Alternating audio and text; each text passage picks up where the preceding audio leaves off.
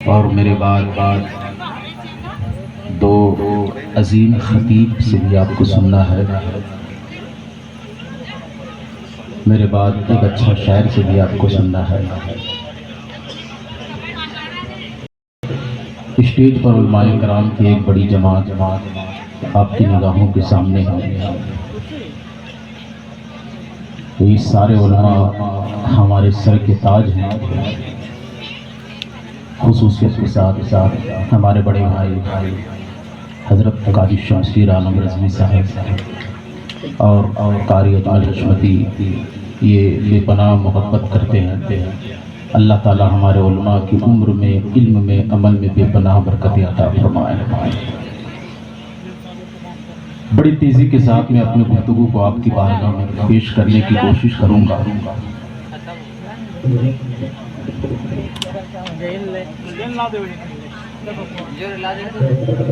रसूल करीम सल्लल्लाहु अलैहि वसल्लम की ज़िंदगी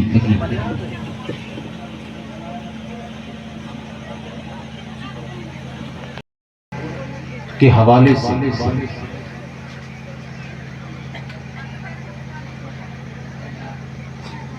उनकी जिंदगी का सिर्फ दो पन्ना आपकी समाज के मेज पर खोलना चाहूंगा।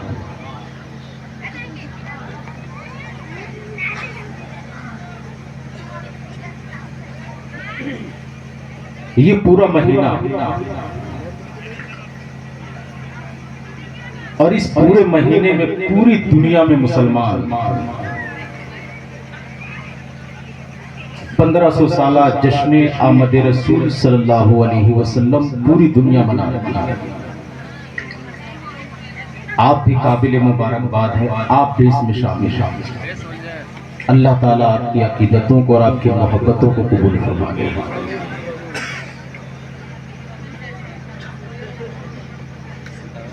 आखिर पैगंबर की जरूरत पड़ी।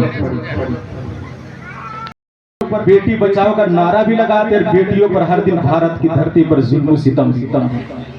लेकिन यही नारा मेरे मुस्तफा ने आज से 1400 साल कब्ल लगाया, और सिर्फ लगाया ही नहीं बल्कि मेरे मुस्तफा ने बेटियों को बचाया और बेटियों को बचाकर मेरे मुस्तफा ने फरमा दिया कि ये बेटियां तुम्हारे लिए सहमत नहीं है बल्कि बेटियां तुम्हारे लिए रहमत।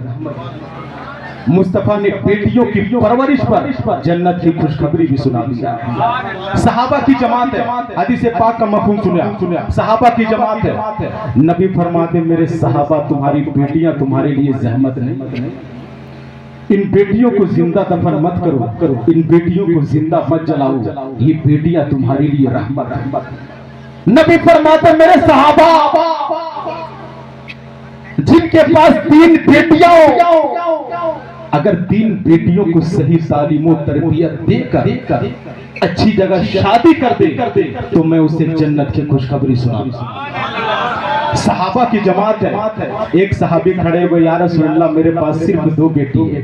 अल्लाह के रसूल फरमाते कि सिर्फ 2 बेटी है तो जाओ अपनी 2 बेटी को अच्छी तालीम, अच्छी तरबियत देकर अच्छी जगह शादी करवा दो, मैं तुझे भी जन्नत की खुशखबरी सुनाता हूँ।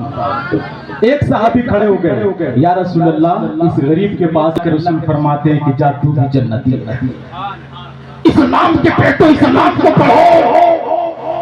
सहाबा की जमात लगी है, एक सहाबी खड़े हो गए, सारों कतार रोने लगे या रसूल अल्लाह अलैहि सलाम जिनके पास 3 बेटियां हैं वो भी जन्नती है, जिनके पास 2 बेटी है वो भी जन्नती है, जिनके पास 1 बेटी है वो भी जन्नती है। या रसूल अल्लाह अलैहि सलाम मेरे पास 1 भी बेटी नहीं है, क्या मैं जन्नत जाने से महरूम हो जाऊंगा? क्या मैं जन्नत जाने से रोक दिया जाऊंगा?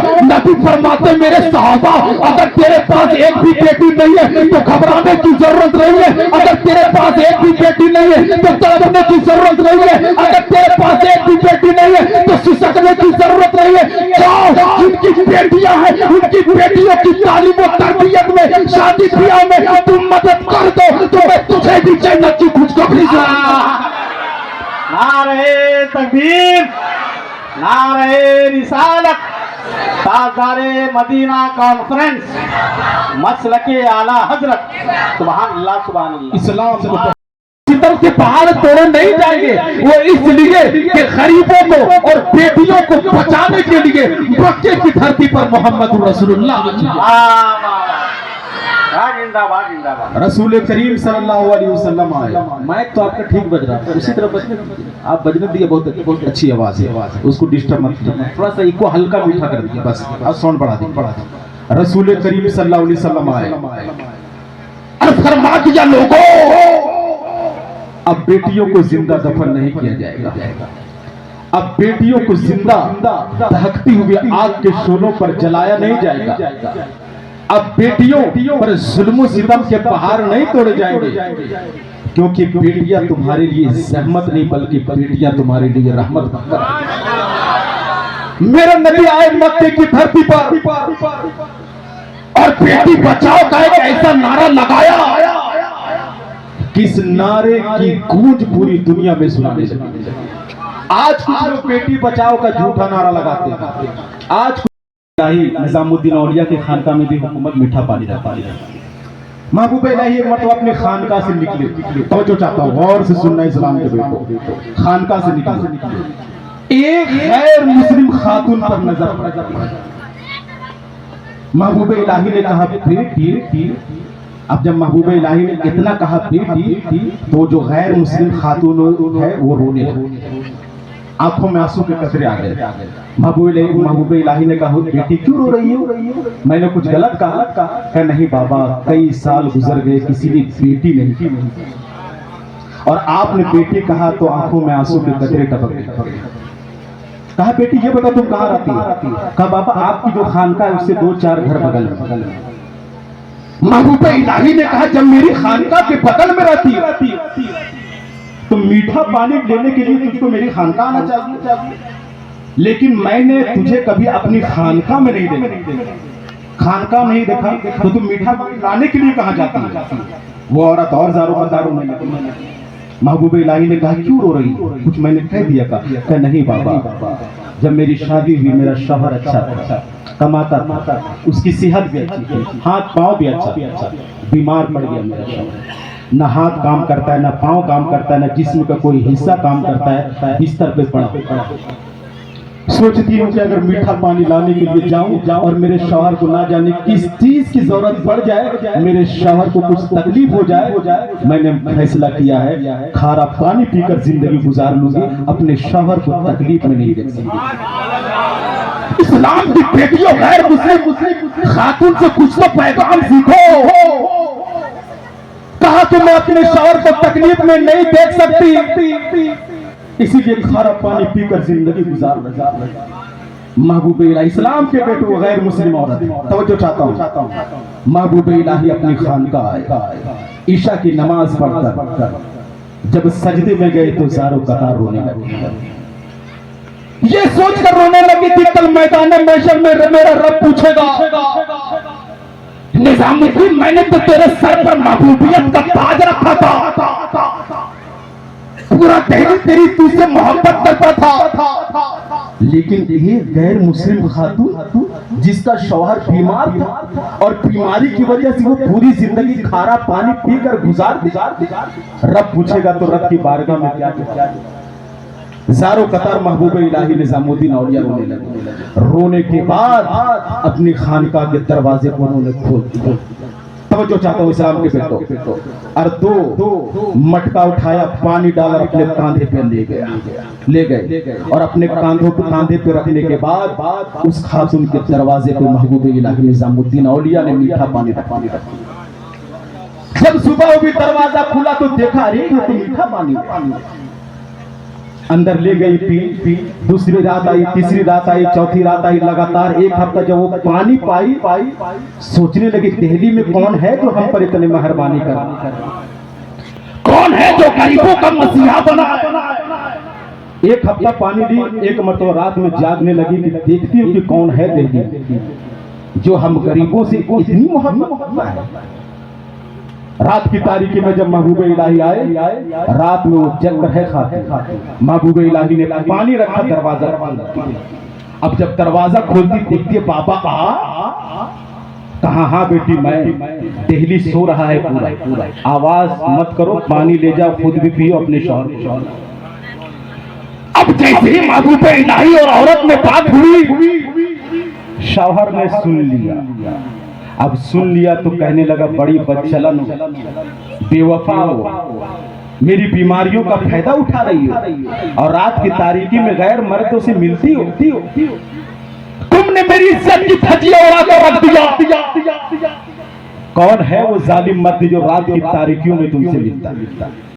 ना मुझे कह लो उस मर्दे कलंदर से कुछ मत कह, क्योंकि वो मेरा बाप है। शौहर ने कहा अगर बाप है तो रात की तारीकी में क्यों, दिन में क्यों नहीं? अगर वाकई तुमसे मोहब्बत करता है बाप की तरह तो दिन में खातून रोने लगी और महबूब इलाही की खानका की तरफ दौड़ गई। फजर की नमाज पढ़कर महबूब इलाही जब बाहर निकले, खातून कहने लगी पापा आज आपकी बेटी की इज्जत दांव पर लग चुकी है, बचा लीजिए। कहा क्या हुआ बेटी ये तो बताओ। कहा मेरे शौहर को मुझ पर शक हो गया, आप मेरी इज्जत बचा लो। महबूब इलाही ने कहा चलो तो देखते हैं। अब हुजूर महबूब इलाही निजामुद्दीन औलिया जब गए, तवज्जो चाहता हूं इस्लाम के बेटो, गौर से सुनो यहाँ से। अब जैसे ही अंदर गए तो बिस्तर पर पड़ा। अब जैसे ही महबूब इलाही पर नजर पड़ी उठकर खड़ा हो। तवज्जो चाहता हूं, उठ के खड़ा हो गया और अपनी बीवी से कहा तुम्हें मालूम है एक हफ्ता से कोई मेरे ख्वाब में आता था, मुझे मीठा पानी पिलाता था और पानी पिलाकर मेरे जिस्म पर पानी फेरता और कहता घबराने की जरूरत नहीं, जाओ ठीक हो जाएगा। वो कोई और नहीं, यही महबूब इलाही ने कदमों पर गिर गए और कहने लगे हुजूर जब मैं बीमार पड़ गया तो मेरे भाइयों ने छोड़ दिया, जब मैं बीमार पड़ गया तो मेरे दोस्तों ने छोड़ दिया, जब मैं बीमार पड़ गया तो मेरे पड़ोसियों ने छोड़ दिया, जब मैं बीमार पड़ गया तो मेरी माँ ने छोड़ दिया, जब मैं बीमार पड़ गया तो मेरे बाप ने छोड़ दिया, जब मैं बीमार पड़ गया तो मेरे दोस्तों ने छोड़ दिया। आपने सीने से लगाया, गरीबों का ख्याल किया, हुजूर कलमा बढ़ाकर मुसलमान बना दीजिए। वो इसलिए कि जब दिल्ली के महबूब इलाही के अखलाक का ये आलम है तो मदीने के मुस्तफा का अखलाक का आलम क्या होगा? सुभान अल्लाह, सुभान अल्लाह। महबूब